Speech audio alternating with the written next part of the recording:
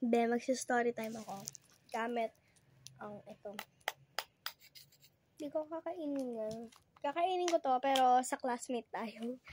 Story time tayo, be. Yung kaklase ko, yung kaklase nyo, hindi ko kaklase, yung kaklase nyo.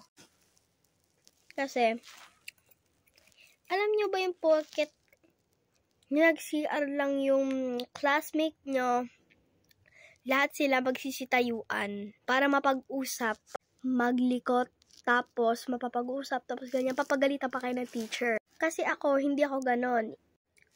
Ano muna sila, pinapauna ko muna sila bago ako. Tapos pag ako yung nag-CR, paglabas ko, ang dami na nakapila. Yung pala, nag-uusap-usap sila. Ganyan. Ewan ko pinag-uusapan nila.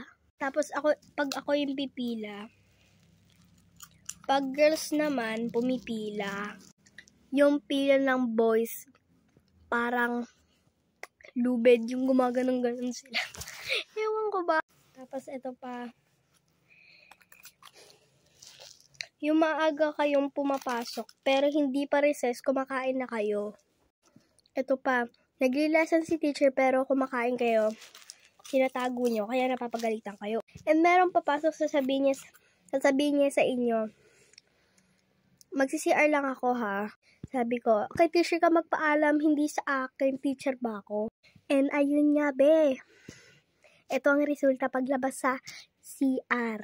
Be, paglabas, kalat-kalat yung biskwit niya dahil doon pala siya kumakain para hindi siya mahuli.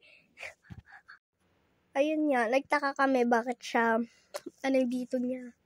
Kinain ko kasi baon ko, nagugutom na ako. Yun lang, bye-bye.